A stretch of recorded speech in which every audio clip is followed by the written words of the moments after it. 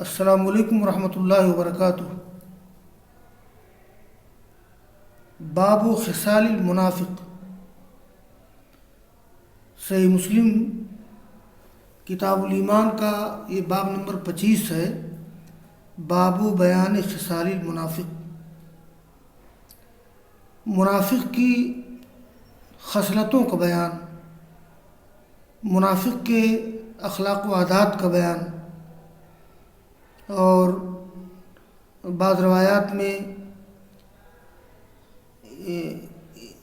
اس باب میں جو خصلتیں بیان کی گئی ہیں ان کو نشانیاں کہا گیا ہے، یعنی آیات المنافق، منافق کی نشانیاں۔ تو منافق کی نشانیاں کیا ہیں، منافق کے اخلاق و عادات کیا ہیں؟ تو اس باب میں ان اوصاف و خصائل کا ذکر ہے جو منافق کے اوصاف ہیں، جو منافق کی خصلتیں ہیں۔ تو باب بیان خصال المنافق، یہ باب پڑھنے سے پہلے ایک دو تین ضروری باتیں بتا دینا ضروری ہے۔ نمبر 1، یہ منافق اس کا مصدر نفاق ہے، تو نفاق کا لغوی معنی کیا ہے اور نفاق کا شرعی معنی کیا ہے؟ تو یہ نفاق کا لفظ جو ہے یہ نفق سے بنا ہے۔ النفق جمع انفاق، النفق جمع انفاق۔ نفق کہتے ہیں جوہر لہو مدخل و مخرج، ایسا بل جس کے دو راستے ہوں، داخل ہونے کا راستہ الگ اور نکلنے کا راستہ الگ، یعنی دو راستے والا بل، اس کو نفق کہتے ہیں۔ تو النفق جمع انفاق، جوہر لہو مدخل و مخرج، یعنی ایسا سوراخ کہ جس کے دو راستے ہوں، داخل ہونے کا راستہ الگ ہو اور نکلنے کا راستہ الگ۔ گویا منافق یہ نفق والا، نفاق والا۔ اور شریعت میں نفاق کسے کہتے ہیں؟ النفاق ہوا اظہار خلاف الباطن، یعنی دل میں جو کچھ ہے تو اس کے خلاف ظاہر کرنا۔ جیسے منافقین کی حالت تھی کہ ان کے دل میں کفر ہوتا تھا اور ایمان کا اظہار کرتے تھے۔ تو نفاق کا شرعی معنی ہے وہ اظہار خلاف الباطن، یعنی جو دل میں ہے اس کے خلاف کی اظہار کرنا، اس کو نفاق کہتے ہیں۔ اور ابھی آگے احادیث کا درس ہوگا تو دو باتیں اور بتائی جائیں گی۔ ایک تو اس سلسلے میں جو احادیث ہیں ان کی تعویل کیا ہے، ان کی توجیہ کیا ہے۔ ایک دوسری بات یہ ہے کہ الفرق بین العلامت والعلہ، علامت اور علت میں فرق، یہ باتیں ابھی بتاتے ہیں ہم۔ دیکھیے، یہ قال الامام مسلم رحمہ اللہ حدثنا ابو بکر بن ابی شیبہ قال حدثنا عبداللہ بن نمیر وحدثنا ابن نمیر قال حدثنا ابی قال حدثنا الاعمش وحدثني زہیر بن حرب قال حدثنا وکیع قال حدثنا سفیان عن الاعمش عن عبداللہ بن مرہ عن مسروق عن عبداللہ بن عمرو قال قال رسول اللہ صلی اللہ علیہ وسلم اربع من کن فیہ کان منافقا خالصا ومن كانت فيه خلة من النفاق خلة منهن كانت فيه خلة من النفاق حتى يدعها إذا حدث كذب وإذا عهد غدر وإذا وعد أخلف وإذا خاصم فجر، غير أن في حديث سفيان وإن كانت فيه خلة منهن كانت فيه خلة من النفاق۔ یہاں دیکھیے، امام مسلم کے استاد ہیں ابو بکر بن ابی شیبہ، ان کے استاد ہیں عبداللہ بن نمیر، اور دوسری سند میں امام مسلم کے استاد ہیں ابن نمیر، اور یعنی عبداللہ بن نمیر، اور ان کے استاد نمیر، ان کے استاد اعمش، اور تیسری سند میں امام مسلم کے استاد ہیں زہیر بن حرب، ان کے استاد وکی، ان کے استاد سفیان، وہ اعمش سے روایت کرتے ہیں۔ وہ اعمش کے اوپر جو سند ہے رسول اللہ صلی اللہ علیہ وسلم تک وہ ایک ہے، اور اعمش کے نیچے سند کی 3 شاخیں ہو جاتی ہیں۔ دیکھیے ایک شاخ میں ایسا ہے کہ اعمش کے استاد سفیان کے استاد وکی کے استاد اعمش کے شاگرد سفیان کے شاگرد وکی کے شاگرد زہیر بن حرب،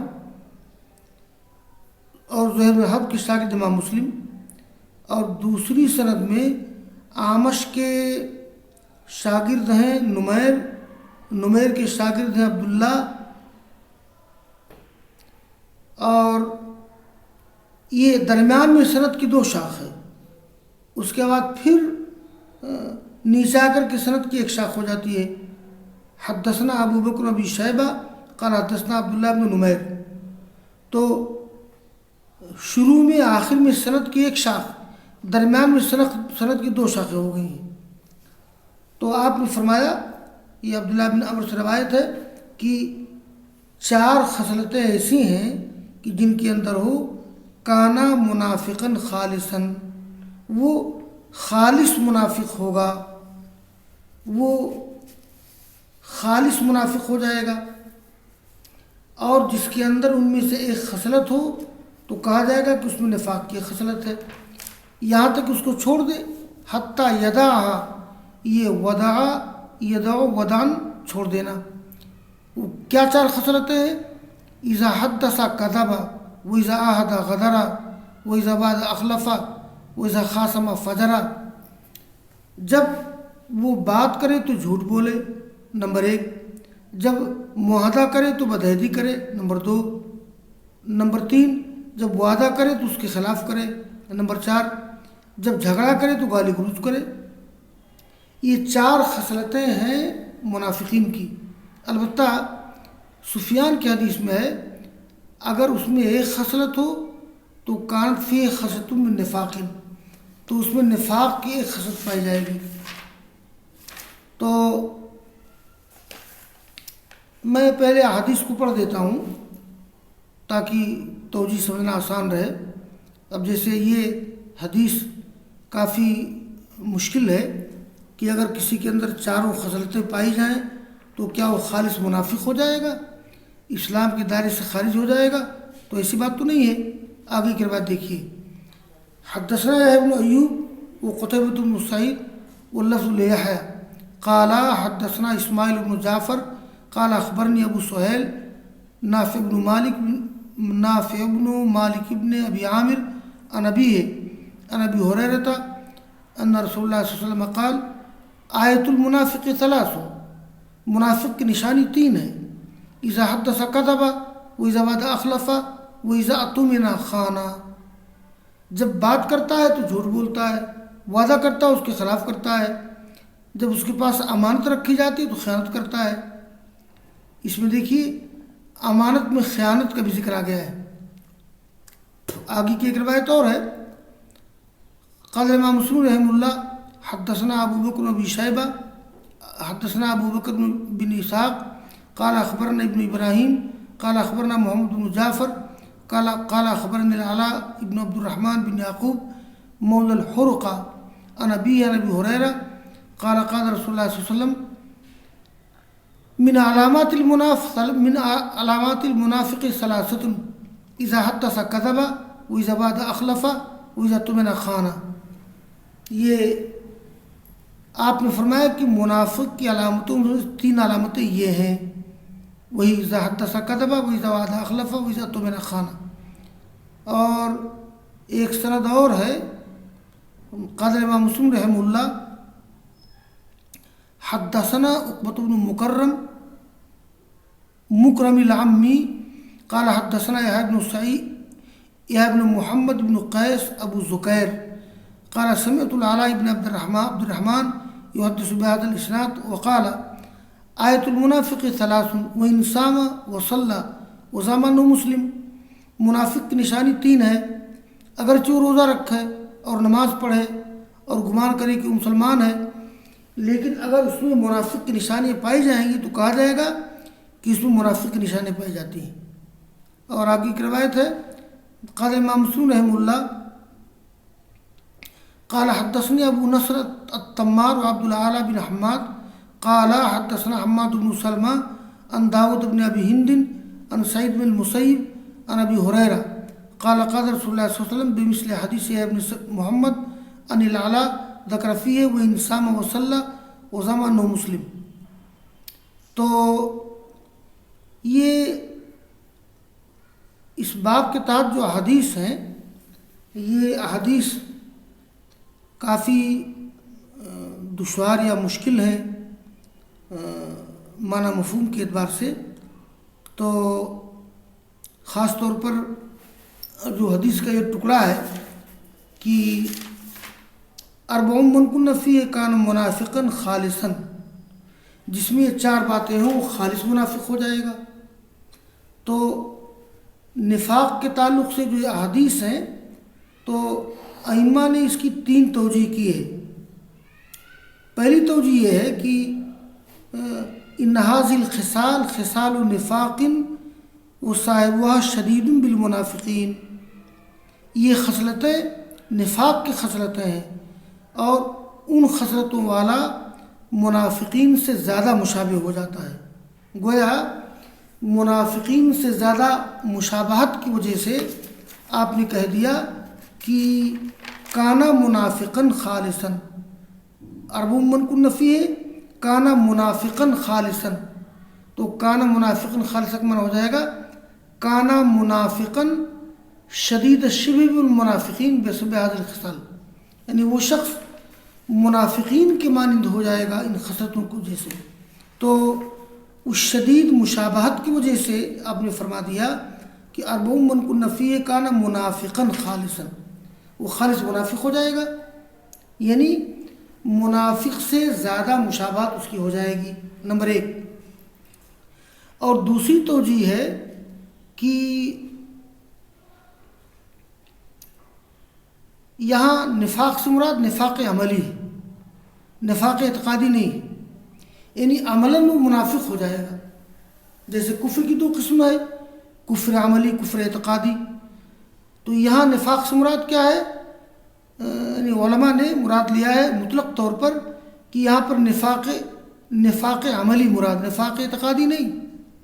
جس کے اندر یہ 4 خصلتیں پائی جائیں وہ عملی طور پر منافق ہو جائے گا، عقیدے کے طور پر نہیں۔ اور تیسری توجیہ یہ ہے وقال جماعت من العلماء المراد به المنافقون الذين كانوا في زمن النبي صلی اللہ علیہ وسلم فحدثوا بإيمانهم وكذبوا وأتمنوا على دينهم فخانوا ووعدوا في أمر الدين۔